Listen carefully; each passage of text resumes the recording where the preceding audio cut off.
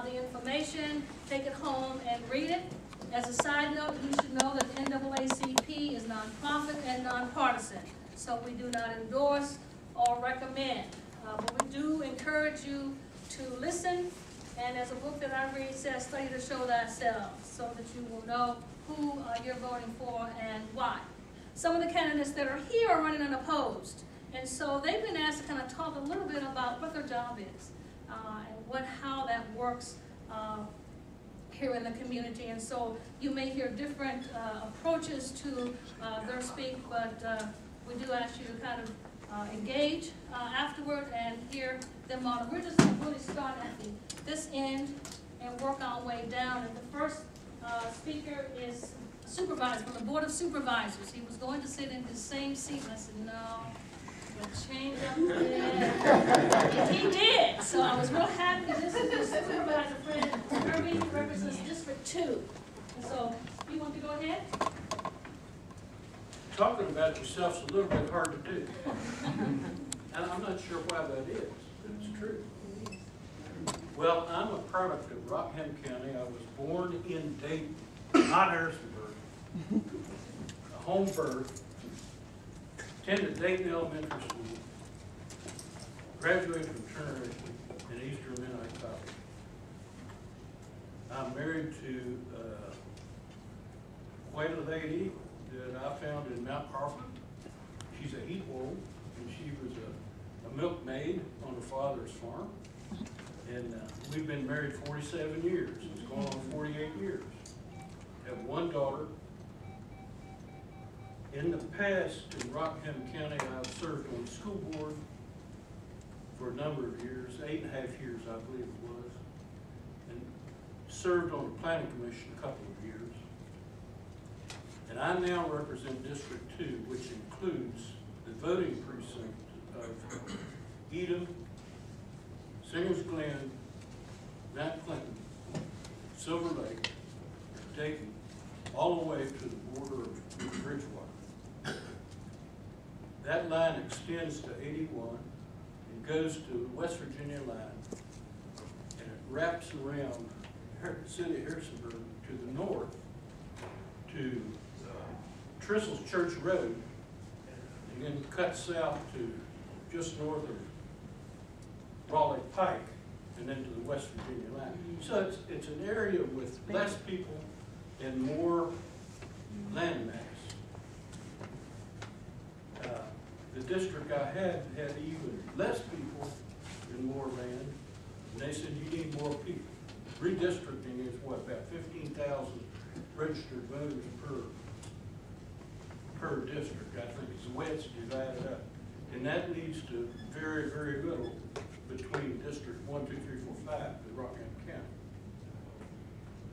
I believe in good government. I believe in pay-as-you-go government, conservative government, taxing as little as you can, and as little government as you can get by with. That's what I believe. The cheapest government is the one that gets the trash taken out on time. And that's really kind of who I am. I think, you know, the President Board works hard at making good decisions. It's not a Democrat or Republican decision. It's a decision what's best for the county in that particular circumstance. And I think our board, I've found to operate like that. I've been on the board 3 years. Be finishing my 4th year as of December 31. And running for another term. And there's no competition now, but they might write in Mickey Mouse and win. But thank you. That's who I am.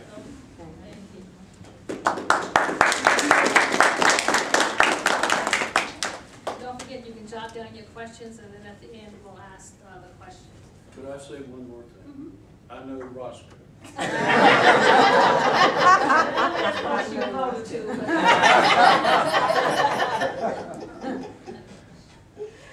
We're happy to have one of the candidates for the Rockingham County Harrisonburg Police Sheriff's Department, and that is Mr. Brian Hutchison, who is the current Woodstock Police. That's correct. Yeah, I might step down here to the podium too. I won't be boxed in by these chairs. So much. I get to moving my hands around at all. I'll come on down front here. Hello, I am Brian Hutchison. I'm the Republican candidate for sheriff here in Rockingham County in the city of Harrisonburg. And really, this is the first time that I've ever been a candidate for anything. So it's all new to me, but I'm very excited about this opportunity to serve our community as your sheriff. And I'm also excited about the opportunity to bring a new vision to your sheriff's office. Now, my campaign slogan is policing for the people. And what I mean by that is this: it's a proactive approach to law enforcement that I will implement from the top down, using leadership by example, and focusing on 3 particular aspects that can be improved upon.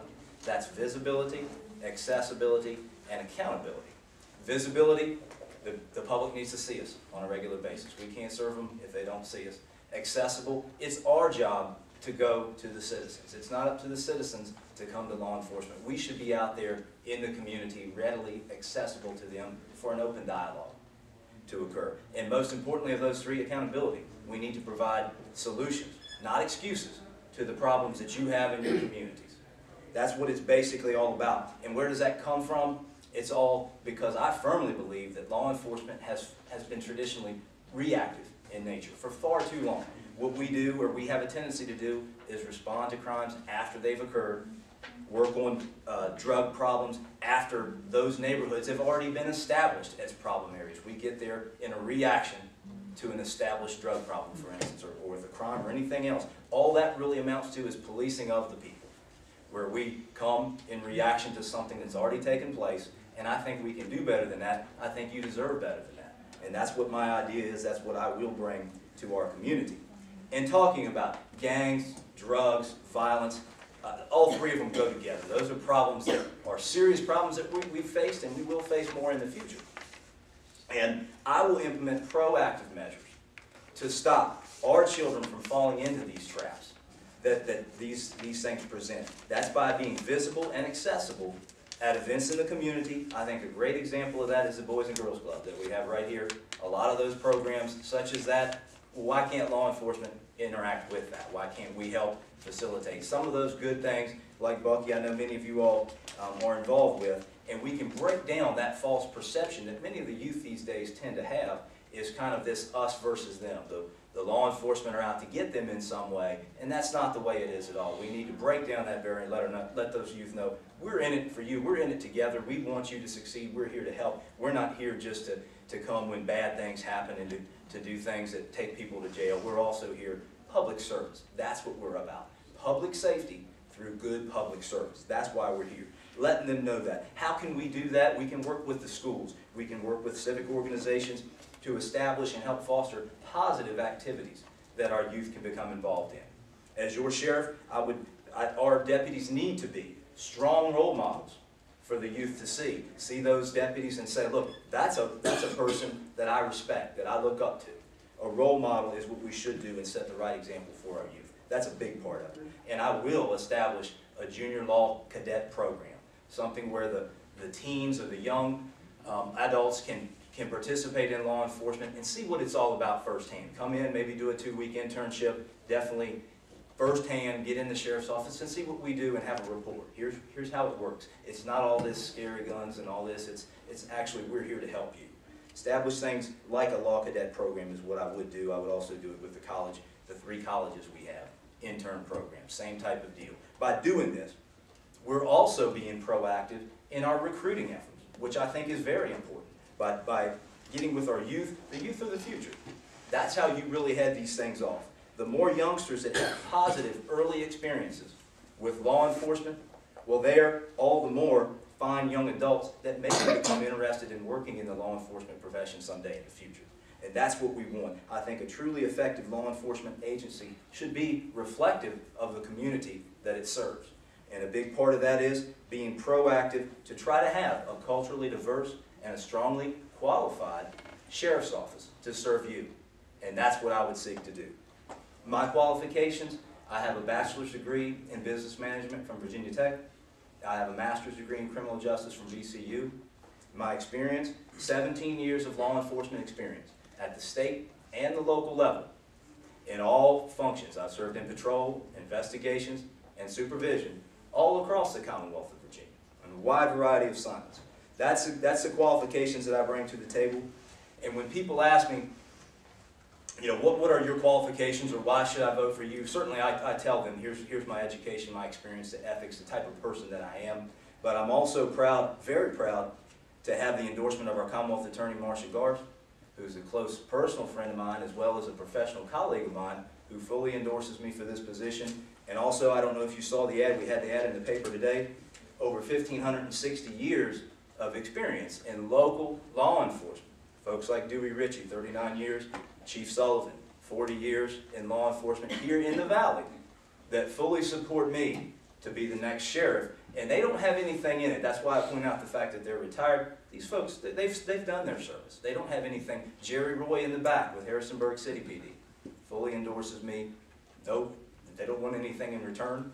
And that's, I think, the strongest thing that I can say. Don't take my word for it, okay? Here's a list of references that I've compiled of local. You probably know folks on this list, and ask them. Don't just say, I'm going to take Brian Hutchison's word for it. Here's folks that believe in me, and that means a lot to me, because who knows law enforcement better than the folks that have dedicated their lives locally serving our community. And they have the confidence to say that they believe in Brian Hutchison as next sheriff of Rockingham County.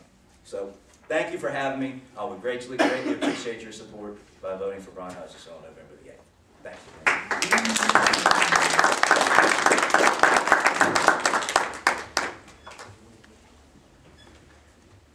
On his way down is Kevin Shiflett, who is a former Rockingham County Sheriff Deputy, and he is currently the captain in the Army National Guard.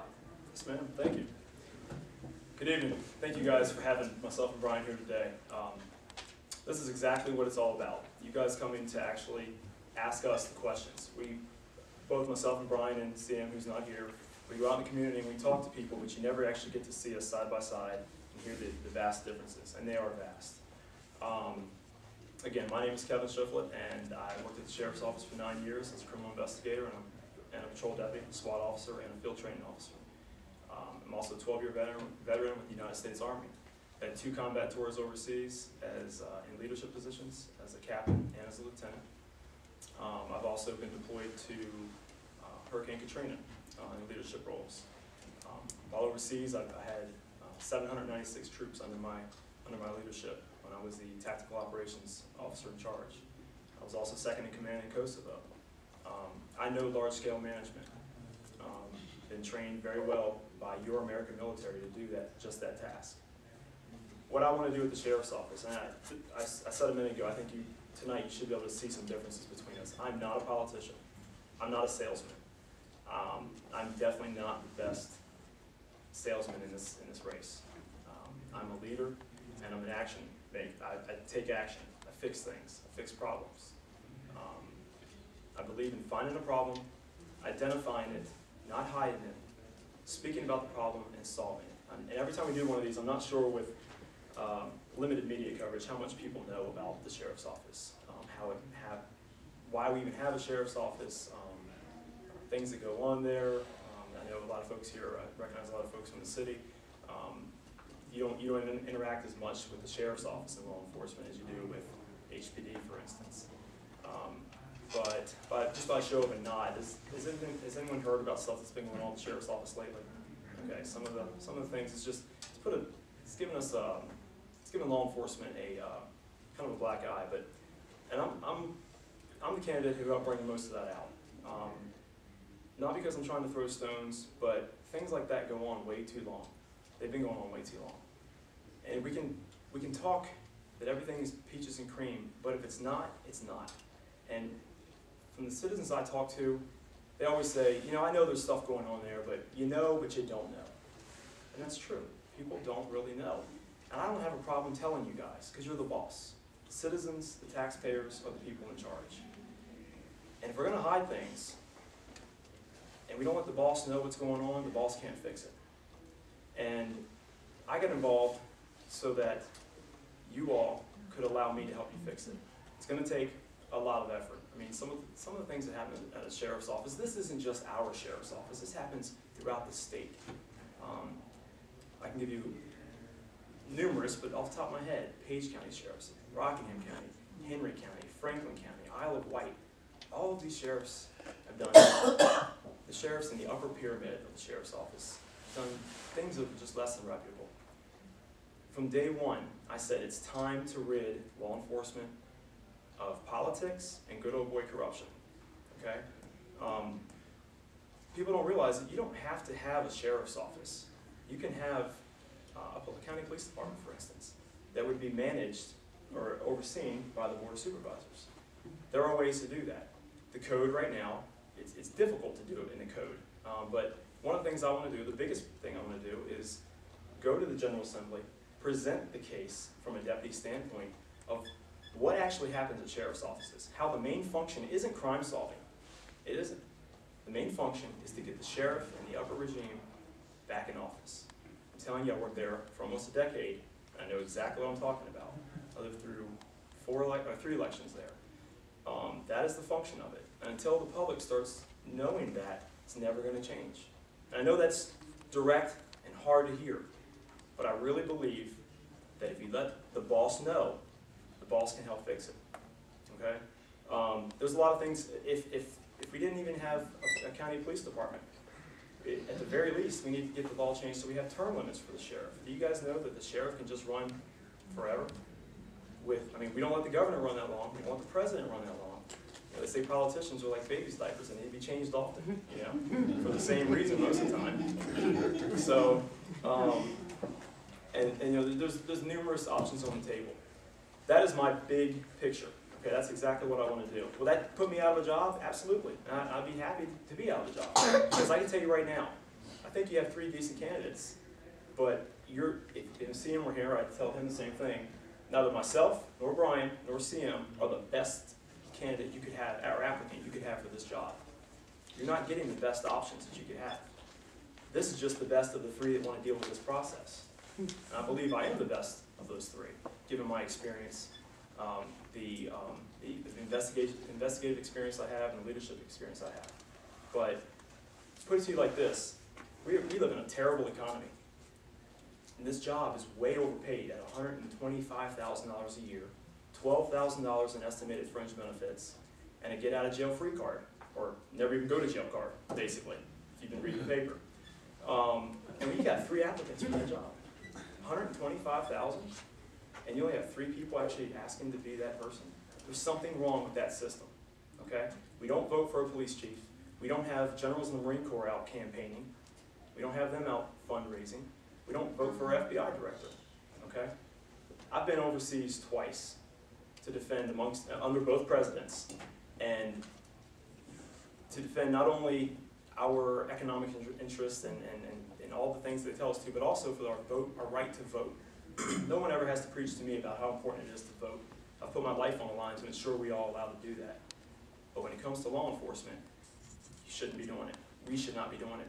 When you become a cop, you take an oath that says you're never going to allow money and politics to interfere in your job. And it seems like right off the bat, sheriff's candidates do nothing but that.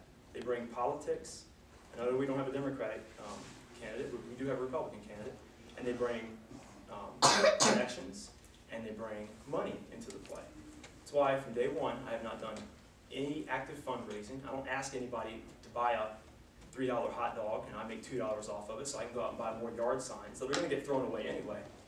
You know, $100,000 has been spent of donated, solicited money. Okay, no one put a gun to their head, but $100,000 to go into candidates, essentially go into candidates' pockets at the end of the day. They're using that money to get themselves elected so that, I mean, they want to lead. I'm not saying anything bad about it. It's just a bad process.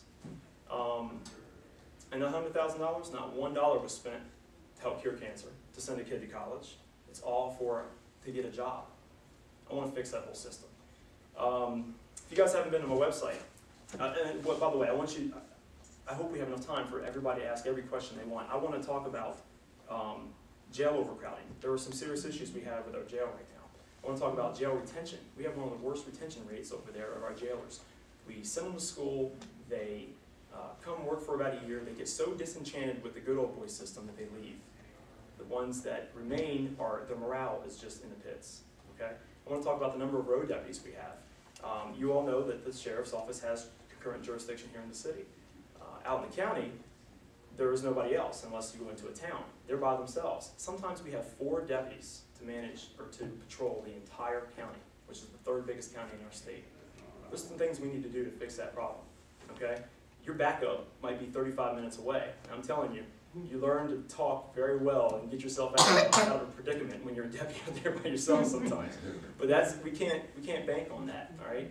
We have great deputies who do their job superbly, but allowing them to keep putting themselves at risk until we manage our people better so we have more road deputies, that's unsatisfactory, okay? So anyways, please ask us these questions. I won't give you all the details now because I want you to ask me these, but let's talk about the jail, let's talk about road deputies, gangs and drugs. I have detailed plans of this, and as I started saying a minute ago, if you go to our website, or my website, and maybe Brian has it on his too, the candidates filled out, all 3 candidates filled out a questionnaire the other day. WHSV had us fill that out, and they asked us 5 questions, and I hope we'll talk about them tonight, but I want you to, if you get a chance, read those questionnaires, and you'll see the vast difference between what I believe is how specific I am on how I'm going to address these issues. I don't say these campaign slogans. I don't do that. That's for a politician. I want to solve a problem. I want to solve many problems. Thank you very much.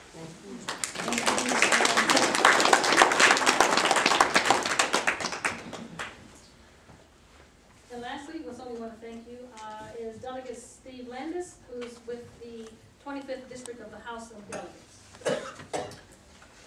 Well, let me thank all of you all for coming, and to your president for inviting us. This is the first time I think I've been to the Harrisonburg-Rockingham NAACP meeting, and I'm glad to be here. I've been involved and been at Stanton NAACP and Waynesboro NAACP meetings, but I'm really glad to be at my first Harrisonburg and Rockingham meeting. Let me tell you a little bit about the 25th House District. You may live in it, you may not, but I represent parts of 3 counties after redistricting. House districts encompass 80,000 people in the House of Delegates, and the district for the 25th District now encompasses more of Rockingham County. The precincts include Audubon, which goes all the way to the West Virginia line, Bridgewater, Montezuma, Mount Crawford, Massanutten Springs, Grottoes, and Port Republic. So if you live in one of those areas, I hope to be your representative if elected this fall. And if you don't, I'd be glad to put you in touch with your representative in the House of Delegates or the State Senate, because all 140 members of the General Assembly are up for election this fall. So if I'm not your representative and you want to know who that may be, I can try to help you figure that out.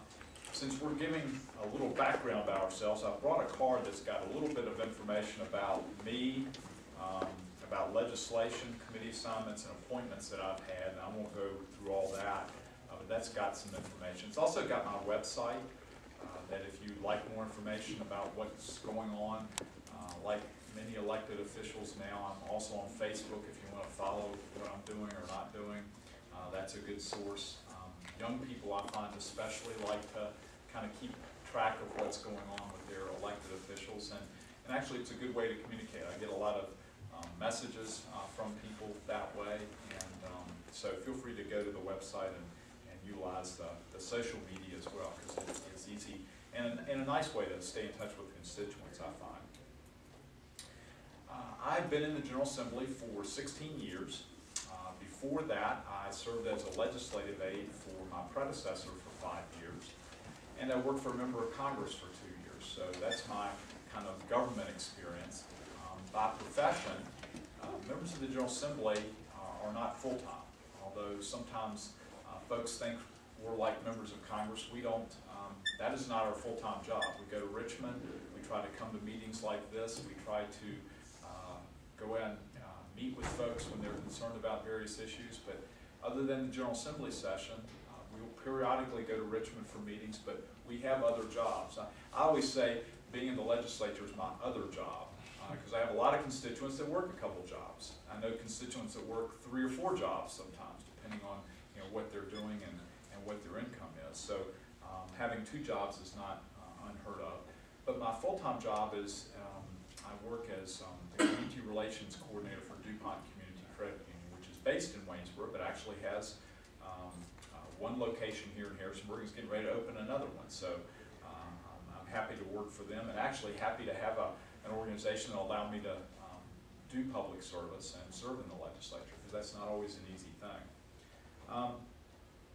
One of the things that I have tried to do, especially the last 4 years, because our economy has been first and foremost what people are concerned about, most people will tell you in government that we don't have the resources that the Board of Supervisors would have here, make the decisions here, would not have for the Sheriff's Department or our law enforcement community, unless people have jobs that contribute the taxes that pay for state government, local government, and our federal government.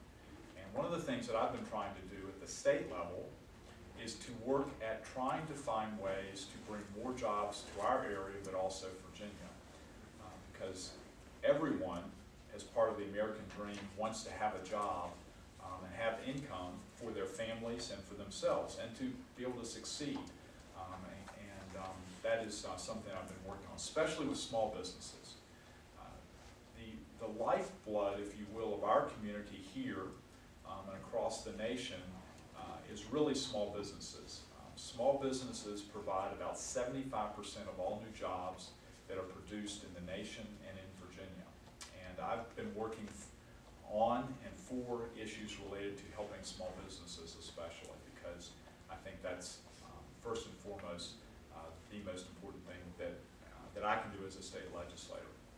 Other than that, I have also been working on issues related to government efficiency and making sure our government's accountable. As I think was mentioned, we work for you all. And it's our job to try to make sure the government does what it is supposed to do, what you expect it to do, whether it's local, again, state or federal. And at the state level, one of the things I worked on this past session was to create a Office of Inspector General that looks at waste, fraud, and abuse in our state government. Right now we have 4 separate small offices of the Inspector General in various agencies within state government. But what we've done with legislation the governor signed, and I was the patron of, that consolidates all those into one office, makes that office independent so they're not beholden to the executive agency that they work for, that the 4 really work for now, or the people that are in charge that might be the people that have to be investigated. That independence is very important. If you're going to have somebody that's going to look at what state government's doing, they need to be able to go in and investigate, find things, bring those things forward, and if they have to charge people criminally, they'll have that opportunity, or if they need to bring recommendations to the General Assembly, this office will be able to do that, and more importantly also to the executive branch and say, hey, this is not working. This process isn't doing what it's supposed to do. So I was really happy to work with Governor McDonald on that. And just a couple concluding remarks, and I really look forward to your questions. One of the things with elected officials, I learned from my predecessor, was you can be two types of elected officials you usually see. Usually you'll have people that are workhorses, or you have people that are show horses, to use an agriculture analogy that's kind of important for our area. I've tried to be a workhorse, not a show horse. You'd always find me out in front of the cameras. Usually they have to contact me. I'm not one of those people that seeks out the media necessarily. I try to work behind the scenes. I try to do what people that I have had the honor of representing have asked me to do. I try to look for the problems that we have in our communities and try to work to solve those issues, whether it's the economy or law enforcement issues or whatever it may be, because I feel like that's my responsibility as an elected official. And I just want to thank you all again for inviting us to come. This really is the best type of forum for an elected official or a candidate to be able to come out and take your questions, get a chance to explain a little bit about what we're about and who we are, and then have those discussions. And again, I look forward to your questions and look forward to finding out what your concerns are.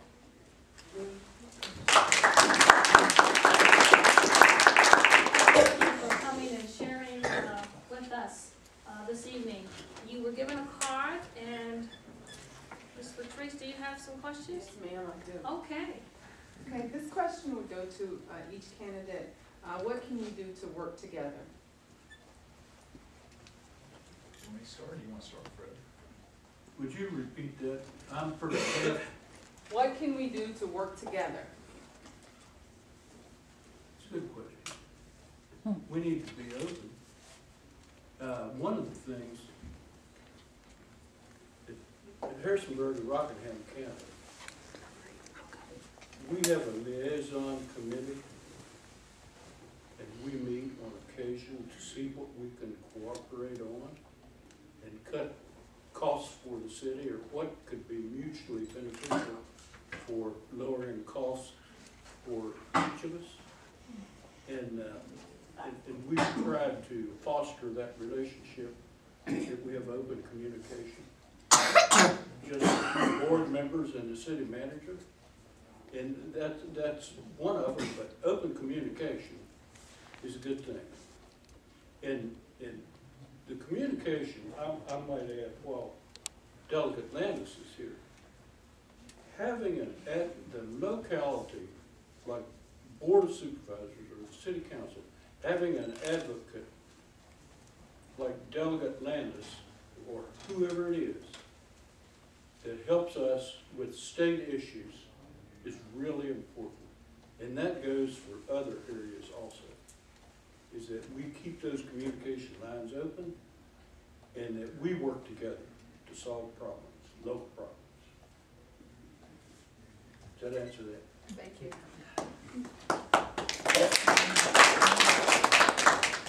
Okay, and from a law enforcement standpoint, I think, kind of like I mentioned in my opening remarks, I think when law enforcement takes the proactive role and realizes that it's up to us to go to the community. We can't just expect the citizens that may have concerns to just call us or stop by the PD or the sheriff's office and ask us those questions. We need to be accessible to them.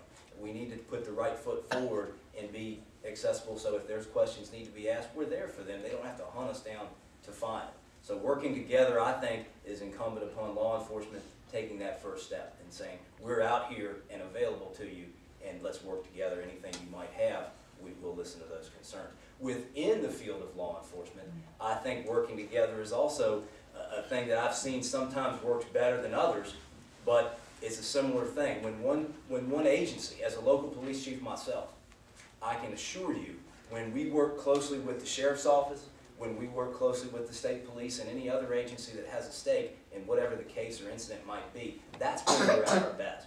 When we have territorial law enforcement, where one department or agency is trying to get the credit and trying to handle, well, we've got this all on our own, well, that's when we work as islands, and we don't work efficiently that way. Working together means if you're not worried about the credit, check your ego at the door, and as law enforcement, all public safety agencies work together to solve the problem and not necessarily worry about who gets to put the handcuffs and the headlines and all that. Let's solve the problem, let's make the arrest, let's fix whatever the issue might be as one. Collaborative effort, I think, is a key in working together and being the one to say, you get the credit, you get the credit. Make that first step forward and work together in that way. Thank you. Yeah. Team. At the end of the day, it's team. Again, gotta speak to my Army ties. It's drilled into our heads. Be a team player, work together to bring the synergies of the individuals together, make something better of the whole unit. That doesn't really happen, at least in the sheriff's office right now. Every 4 years, they go through this reset period where the progression of the sheriff's office is kind of like this. Okay, you're getting a little better, your morale's getting a little better, and then here comes an election, and it plummets. Because this deputy's got a yard sign out for this guy, that deputy doesn't have any yard sign out, kind of indicating me. Another deputy's got another yard sign out for the other guy. That's wrong. That it causes our cops to distrust each other. They're not talking. When they do talk, it's arguments about, well, Brian's going to do this or Kevin's going to do that. We don't need this. We need law enforcement working together in the same way as most police departments do. and at all times asking, what can we do better for the community? Right now, because of this process that deputies are forced into, team is not there.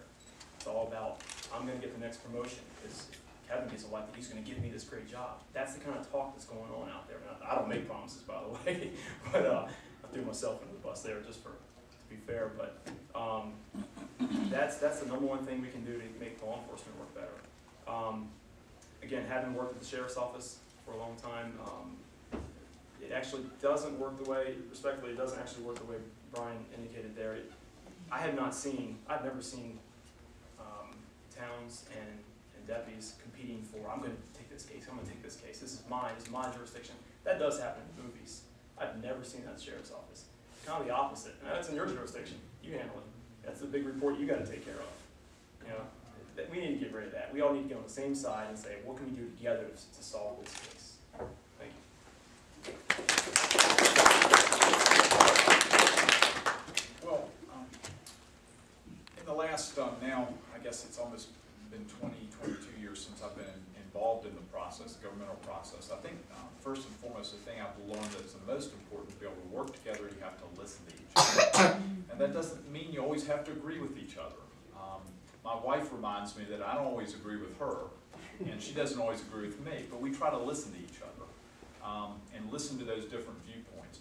One thing, I think if you listen to try to solve problems, you find that you can gain something from that person's experience, whatever it may be, on a problem, on an issue, and that probably changes your position a little bit. It may not change completely your viewpoint, but it, I think, provides most often those opportunities for solutions. And most of the time, solutions are not my way or somebody else's way. It's usually a coming together to solve the problem, and people agreeing that's the direction we need to go. For instance, I mentioned the IG Inspector General's bill. That actually was not just Governor McDonald, not just me, but a member of the House of Delegates and a state senator. State Senator Walter Stosh from Henrico, different area. He happens to be a Republican. I happen to be a Republican. The governor happens to be a Republican. But Bob Brink, who's from Alexandria, and Bob would tell you, we just came back from we were speaking in a group in Williamsburg about our bill. He said, Steve Landis represents an area that's very different from the area that I represent. Steve could not get elected in Alexandria, and he said, I probably could not get elected in the Shenandoah Valley or the Central Virginia areas that he represents. But we worked together on the IG bill because we knew that was an important solution to a problem that we both saw and the governor saw. And that's how I think, by listening to each other, by talking to each other, and trying to work together on finding common ground and common solutions is the way to do that. So I think listening is probably the most important thing. Thank you.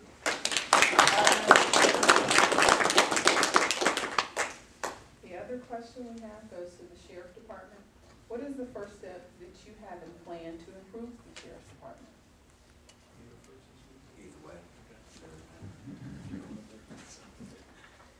The number one step, first step, is that? The first step. The first step. The absolute first step I'll take as the new sheriff is to address what I call addressing the troops. I'm actually going to have, there's 4 squads, 4 shifts at the sheriff's office. And at any given time, 3 of them are off. And all get a school somewhere, and all 3 shifts are coming in. And I'm going to talk to them. Say, here's the new standard, guys. This is how it's going to be. Gone are the days where you get promoted around here because you ran this fundraiser for me, or you sold, you have the ability to get me more votes. I don't care if you can get me votes. I'm going to instill that to them and let them know there's actually going to be a point promotion process where your education, your training, your experience, and what you've actually done in law enforcement gets you points so that we can weigh everyone fairly across the board and say that's how you're going to get promoted here. Right now, you get promoted, and I'm saying not every time, but there are some deputies who've done great things and gotten promoted to positions of high responsibility. But if you worked at the sheriff's office, if you know anyone who works there, they'll tell you there's a lot of people who get promoted just because of their ability to get votes. That would be the number one thing I would do, and then we would jump into all the other things that affect us. I would have those 3 squads. I would talk to every single person there and then I'd be videotaping it. When the next squad gets off, I'm having them come. They're gonna watch the video, and then I'm gonna sit there and have a question and answer session with them, so that everyone heard it. There's no doubt about it from what the new standard is gonna be. Thank you.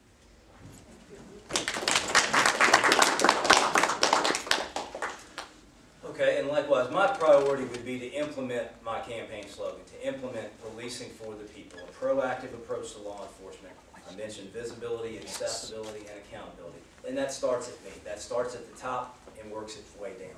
Visibility, the way that I, as your sheriff, plan to have that would be by wearing a uniform every day and by driving a marked patrol vehicle.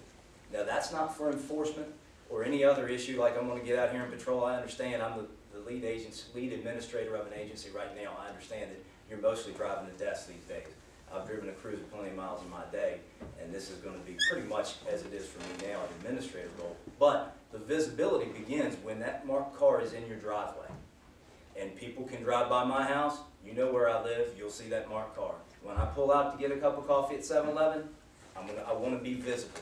I'm going to be in uniform, and I'll be in a marked patrol vehicle. If I pull into a restaurant to have lunch, Rockingham County Sheriff's Office with the star on it. That's going to be visibility. It starts with me and works its way down. You need to see your sheriff to even begin. Before I can begin to serve you, I need to be visible to you, and I will be. I will be out in the community in a highly visible way whenever I go anywhere, if it's just a matter of going from the office to go get lunch and back to the office to drive my desk some more. I'll be in uniform and visible during that time, and for the 20-25 minutes driving back and forth from the office. And that's what I'll expect from the top down. We're going to be visible. We need to be seen regularly by the public. Accessible, we need to be readily available to the public. Again, that starts with me. I would have a quarterly public forum that I will plan on a quarterly basis at different locations throughout the county. We might have one in the city, one corner, the next quarter. The next time we might go to Elkton, next time we might go to Bridgewater. But we'll have it different locations every quarter where I will advertise it and make sure all of my administrators, jail, courts, patrol, investigations are here. We'll let you know we're coming, and any questions you might have of your sheriff's office, we'll be here and let you know, here's what we're doing, here's what we're working on. Most importantly, you let us know, here's what you're seeing, here's what your concerns are, and what your problems might be. We'll make sure that we're accessible, because I will have that quarterly public forum that makes it easy. We'll go to you instead of waiting for the public to come to us. And accountability just means following through on it. The buck stops here. We're going to provide solutions and not excuses to these concerns that the community has. We're public servants, and we need to follow through on that promise. That's a duty that we have to you, and we will do that. Financially is probably most important. We need to be accountable for your money. Taxpayer money, we're going to be thrifty with it. We're going to do what's best, but yet we're not going to just go wasting it. We'll be accountable for that money. So that's a key thing that I would do from day one, is implement that proactive approach to law enforcement by doing those things. And I think you also, programs like I mentioned earlier, the Law Cadet program, intern program, those are two things for our youth that they're our future, that we can implement and have these folks get that relationship with law enforcement. And that helps us back as time goes on, that helps us in the future. That's what we'll do.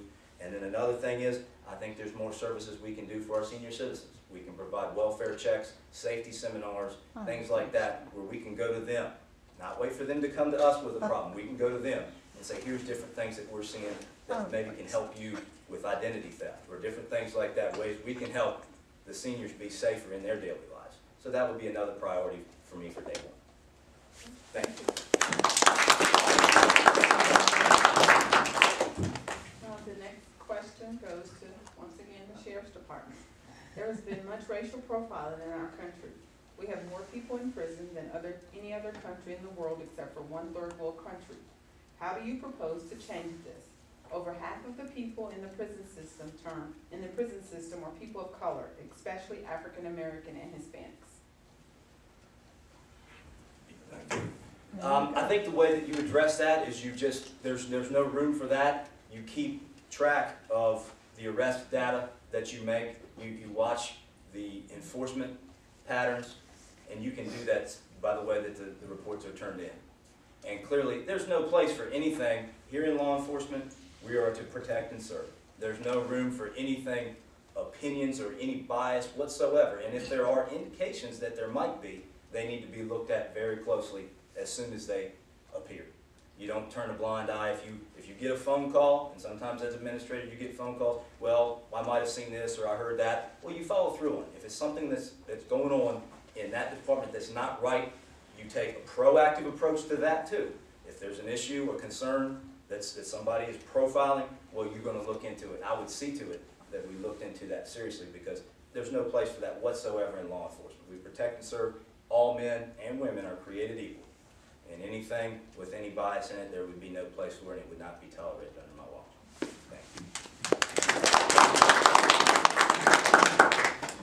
Brian mentioned earlier the internship program and that type of stuff. I didn't mention that because we actually already have that at the sheriff's office. I was a college intern there when I was at JMU. And I had the pleasure of riding with a couple of people here in the audience right now and learned a lot from them. After college, I went and saw just absolute professionalism. After college, I went to work at the governor's office as the Secretary of Public Safety. And I did some ride-alongs with Richmond Police Department. And I saw complete opposite. I mean, talk about racial profiling, I was blown away. And I knew that I did not want to work there. It was kind of an embarrassment. You know, I was like, I really want to be in law enforcement. Then I remembered the Rockingham County Sheriff's Office and the deputies. The deputies are good people. I can tell you right now, I'm not going to go here and say this, try to get your vote by being a sensationalist. I can tell you right now, I never, in almost a decade at the Sheriff's Office, I never saw one deputy engage in any kind of activity that I would say was, even mention anything like that. I do think that I'm a company commander right now, and I have 214 soldiers that I'm in charge of. And one of the first things I did is I assigned, it is my third in command, I assigned him as an additional duty. The responsibility is the equal opportunity enforcement officer. I've got a lot to do as a commander, a whole lot. And something so important like that needs to have extra set of eyes on it. Another set of eyes making sure we're doing things the right way, with not only how we treat civilians across the water, when the people in Iraq, in Kosovo, and Afghanistan, but also how we're handling ourselves. Are we promoting people properly? Is there something going on that this person's of a certain race, so we're overlooking him? The Army is big on that. We desegregated in the Army 25 years before it was fashionable to do so. After World War II, the Army was the first major entity to ever desegregate. We're big on it because we believe diversity makes us better. We don't have that at the Sheriff's Office. We don't have that position at the Sheriff's Office. And again, to be fair, there's no conspiracy to keep people of a certain race down, but there are no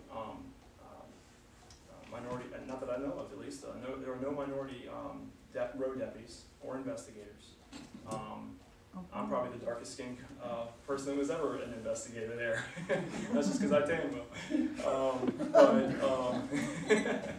But I think that's one thing I would do is I would appoint an equal opportunity employment officer, like just in the same way that I did it with my unit in the Army. And I think that goes a long way to making sure we always do the right thing. Thank you.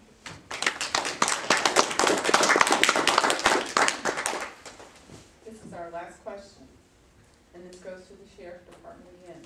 What do you perceive as the cultural mix of the department under your leadership?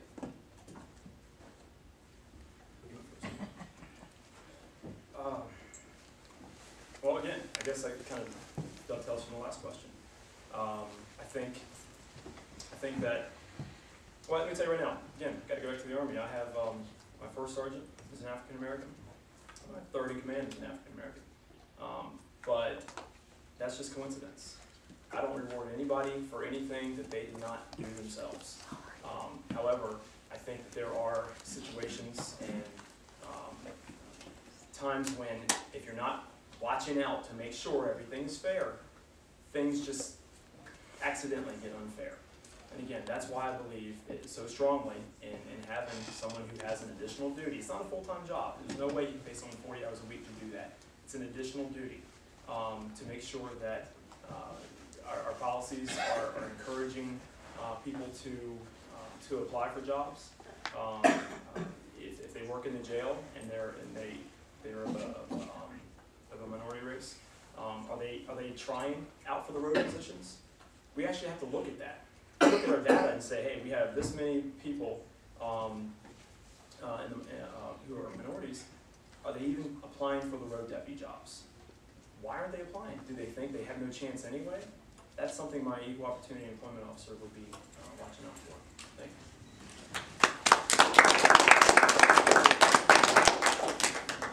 you. Okay, and I'll first speak with Woodstock Police Department, where I'm currently chief. We have 14, not counting myself, 14 sworn officers, and 13 of those are Caucasian males. I have 2 sergeants. One is a Caucasian male and one is an African American male. He is currently my number 2 in command. He is second to me in our administration at this time. And he's, what I would harp on is that he's qualified. And I'm proud to be a mentor to him. And that's the way I think law enforcement changes.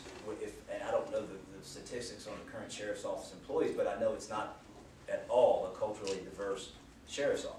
And I think that it needs to be in order to accurately represent the community we serve. And it goes back to what I've said all along, is being proactive. If all we do in law enforcement, and I've seen it done, is just sit back and see what applications come in, well, we're reacting. We're going to hire folks that just happen to be the ones that come across to the PD or the sheriff's office and put that application in. What we need to do is go out to those communities and see, these are the communities we're serving. Let's go out there. We have qualified folks. We have very capable young adults in these communities that would, if somebody would go to them and actually let the relationship be started by us, and it's our job to do that. It would be our job under my watch to see to it that we go and try to foster, hey, there's some good quality applicants that we can get from all around our community and have a culturally diverse workforce which better serves the community, and encourage folks to put those applications in. Don't just wait and see what comes in. Go out to them and say, hey, this is going to be a good candidate. Why don't you apply? Let's do it proactively on our recruiting efforts. That's how you attain it, I firmly believe.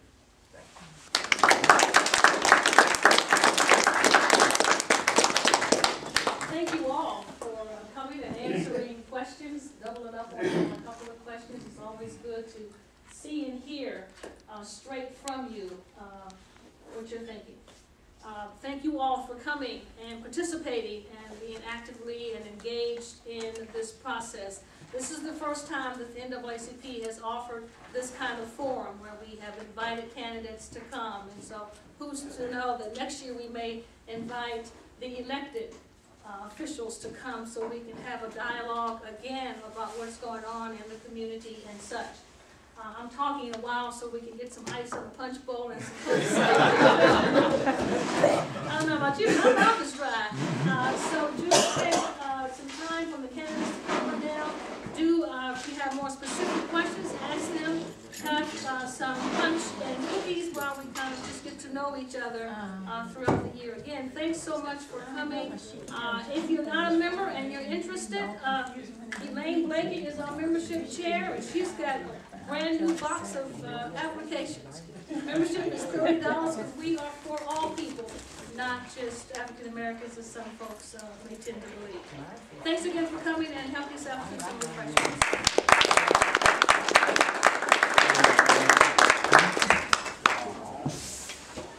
When you